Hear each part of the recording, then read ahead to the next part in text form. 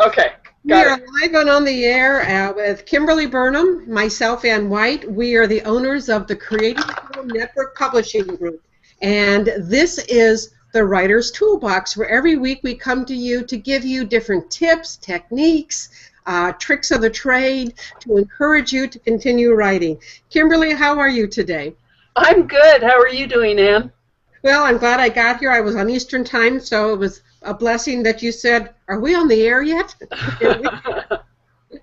And today, one of the things we're going to talk about is muses and motivation. How you can get your mojo going to write, because there are probably days that you just don't feel like writing. So we have some things to share with you from other writers.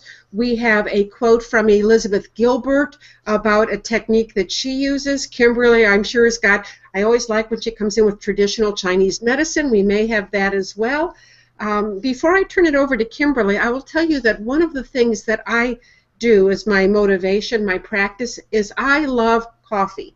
This is my newest mug from Cedarbrook, Wisconsin. Isn't it cute? So I get coffee every day when I wake up, and the first thing I do while I drink my coffee is I sit at my computer and I write. And oftentimes I'm working on a book. Right now I'm writing A Year in Sheboygan, so that's probably what I'll be working on. But if I don't have any ideas, I will write something while I drink my coffee. So coffee is a habit that I have, probably because it's addictive, but now I have linked my writing to drinking my morning coffee. So the two go hand in hand, and that's one of the tips or techniques that I really use to get my writing groove going is my addiction to caffeine. Kimberly is not a coffee drinker. I'm sure she will have even a healthier tip for us. Right, and that's the thing about habits is that it is good to create a habit of being a writer so that you're writing at a regular time or, as Ann said, drinking coffee as you're writing. Um, and, there's a saying that practice makes perfect, but there's another part to that practice makes permanent. And so really think about what habits are you developing, and maybe they'll be perfect habits, but maybe they will be permanent, so that you're creating a permanency in your life of trying to write at a particular time, or to write write for a particular length of time, so that there are lots of people who write at different times during the day or different times during the week, but maybe they've committed to write a certain amount of time. And those are all habits that we can start to get into, which then it just makes it easier and easier.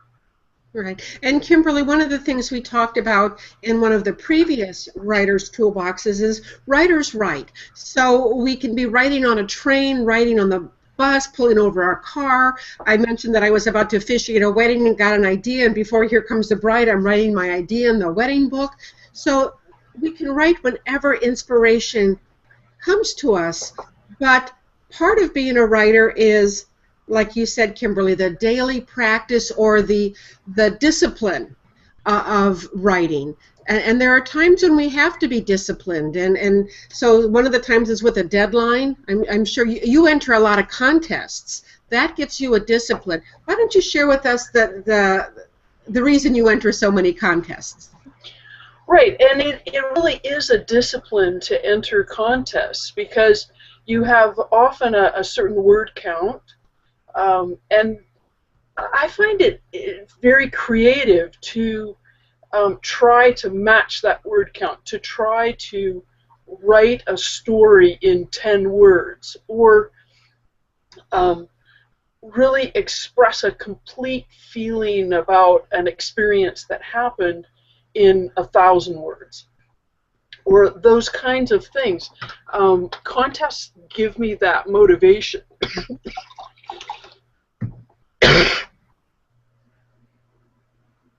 Sorry.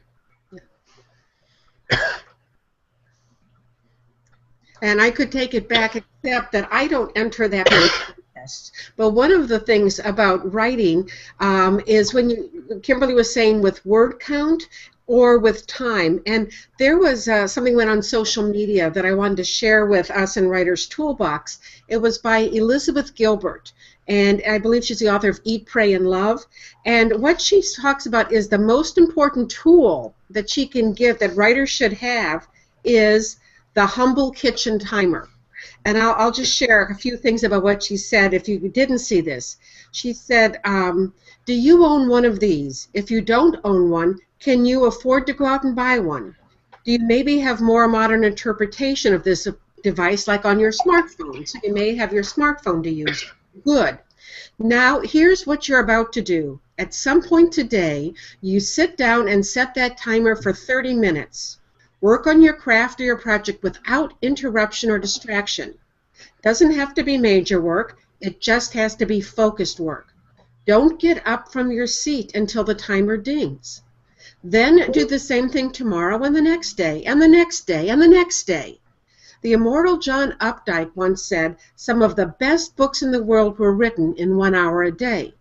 She disagrees. She says, you can do it in 30 minutes. And I'm telling you, you have 30 minutes a day. For some reason, an hour seems impossible for most of us, but 30 minutes is within reach. You don't need to quit your job to be an artist. You don't need to take out a heart-stopping loan in order to get an advanced degree in creativity. You don't need to move to Paris. You don't need to change your life. You just need to bow down before the humble kitchen timer every single day. And she says, I bring this up this week because somebody asked how to learn discipline, and she remembered the way her mom taught her. Her whole life as a child was determined by the little white kitchen timer, and she seems to remember it was always set at 30 minutes.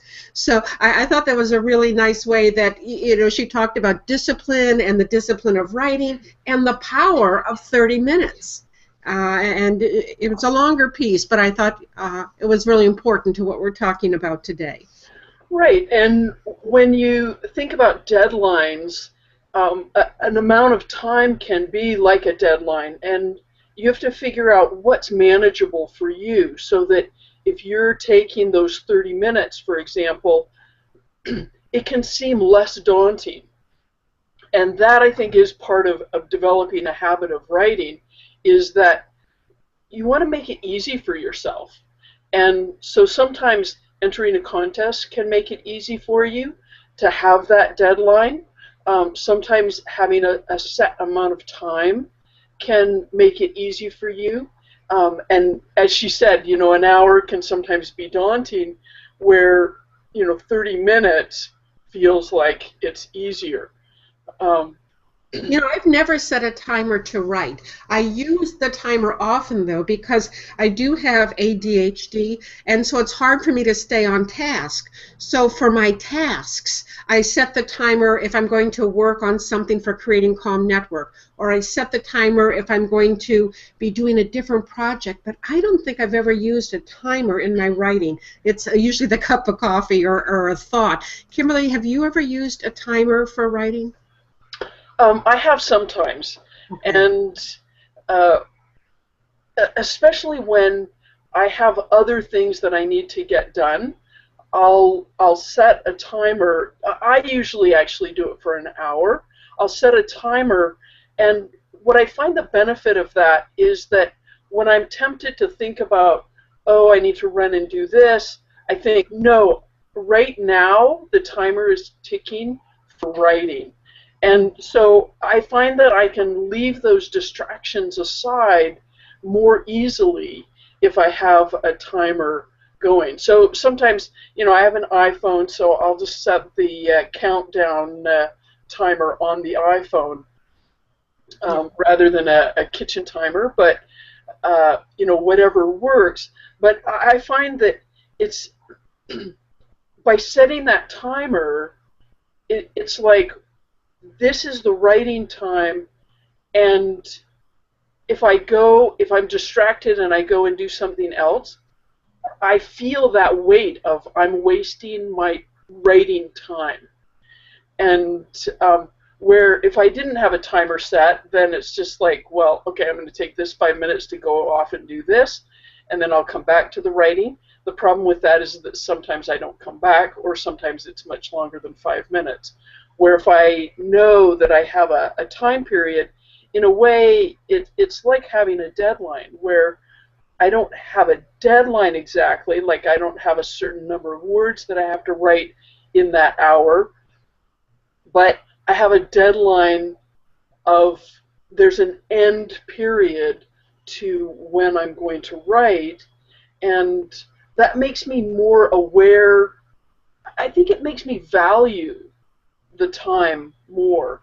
And, you know, you can get a lot more done in valuable time than you can in wasted time. Right, and I think for me it makes me focus. So instead of a Right. timer, the two things I use, one, when I was writing Code Red, I used word count because I had to get it to the editor. So every day I wrote so many words in order to finish the word count that I had budgeted.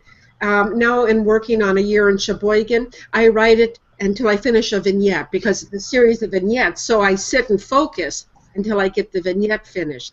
But Carol Woodliff is one of the hosts on the Creating Calm Network. Her show is called Dancing with Life, and her book is called From Scared to Sacred. And she gave us some tips that she does, and she is a timer person. So Carol says, I set a timer and force myself to show up for whatever time I set, 15 minutes, 30 minutes, an hour. And you know, that lets us know, too, there's a value in 15 minutes of focused time. Inspiration comes from the writers who admit that they force themselves to show up at the page, and it's often a struggle. So she does refer to Elizabeth Gilbert in that part I just mentioned. But she says, I am more about discipline of showing up, and when I'm consistent about showing up, when I show up every day, she says, my muse or spirit meets me there. And I think there is something to that. By showing up and being ready, that inspiration will come, the muse will come, the idea will come. John Campbell, the author of Walking Through Paradise Garden, has one thing about that same thing. He says, the more times he sits at his computer and uses his fingers and gets started, the muse shows up. So the discipline really comes into play in inviting our muse to come. Right, and I think there's that saying about how opportunities come to people who are working and trying to go forward. That we sometimes think, oh, well, that person's lucky because they have the time or they have that ability or that kind of thing. But I find that if I sit down and I'm writing, then as you've just said, Anne, I really feel like that muse comes in, that ability to focus and get the writing down and really share what I want to share. You know, I worked as a journalist for about 10 years, and we used to have a joke that a journalist knows, I may have shared this before, but a journalist knows when their piece is finished because the deadline arrives.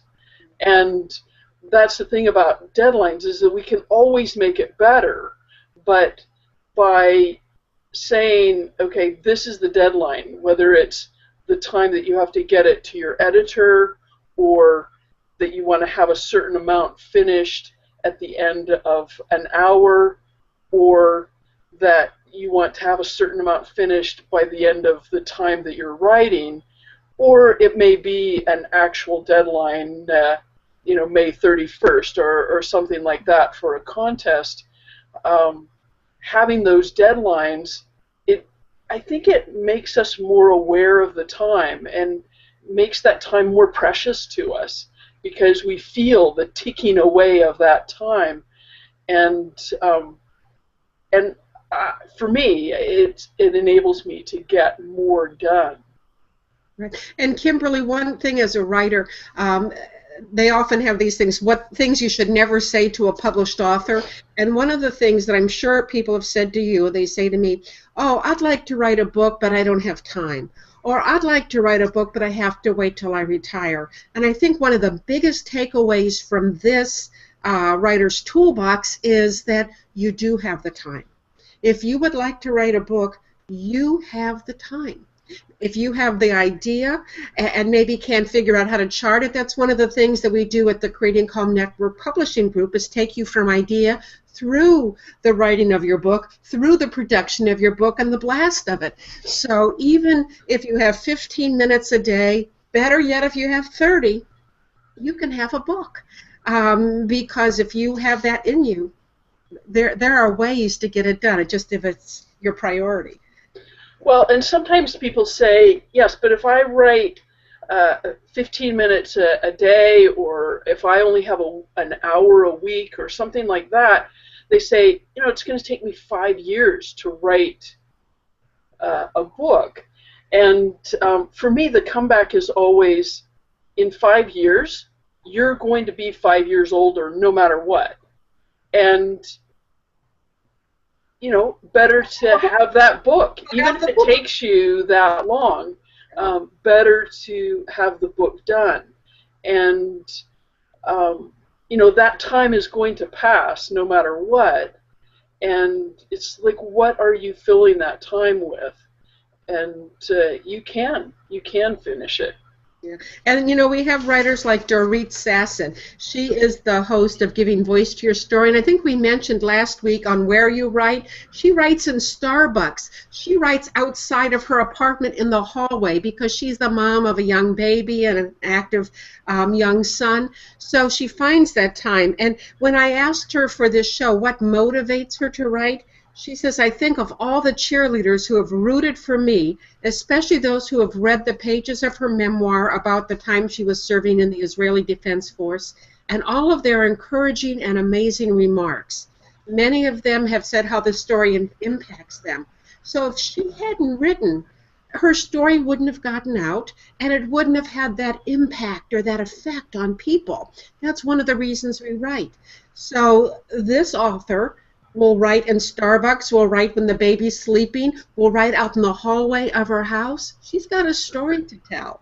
And I think that it's an inspiration how someone who doesn't have time, in the typical sense, found the time to write her story. Right, and I think so many people, they say, yeah, but I don't know if people will really be interested in my story. But I think everyone has an interesting story, and some of getting that motivation to write can be really recognizing the value of what you have to share, and how your story impacts other people. And so some of finding that motivation can actually be a very inner journey where you're learning to value yourself and learning to recognize how you showing up impacts other people, and really seeing the value in that. And some of that can be about self-esteem. So one way to find the motivation to be creative, to be able to express that creativity through a book, is to work on your self-esteem and understand that how you feel about yourself and about your story and what you have to share with the world very much impacts your ability to find those 10 or 15 minutes every day, or half an hour, or an hour, or however much time it is that you're able to find. But your self-esteem and your ability to see yourself as valuable, because so many people, I'm sure, see each person in the world as valuable. I sometimes see couples together, and I just look at them and I just think, like, how did they get together? Like, they just seem so opposite, or so somehow incongruent. But it just shows me that there's somebody that appreciates you, no matter how much quirkiness you have, no matter what your story is. There are people that will be touched by that story, and that their lives will be made better by that. And I think we each have to find the self-esteem to be able to step into that and to say, yes, I have something to share with the world. Yeah, I think so. One of these shows, Kimberly, we should talk about the power of anthology, because many writers can get started with their story in an anthology kind of piece. So maybe next week that would be a good topic. But Okay. yeah, along that topic of self-esteem or sharing your story, Carol Woodruff, again from Scared to Sacred. I always have to pause because I want to get the scared before the sacred. Said that she also found that joining a writer's group that meets every week helps her to stay focused and to keep writing. And she says that this is part of her inspiration, and therefore she has formed a writer's group that she coaches. And I go to a writer's group.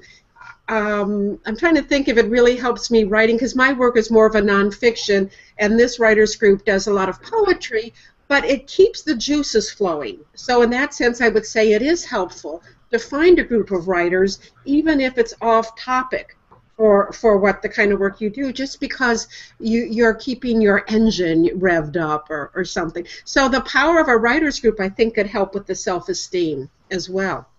Well, and it stretches you, Mm-hmm. and I think any time that you connect with people, you hear their responses. And, I think that sometimes as writers, we do have to develop kind of thick skin, because not everyone is going to enjoy the kind of writing that we do, is going to enjoy the message that we want to share.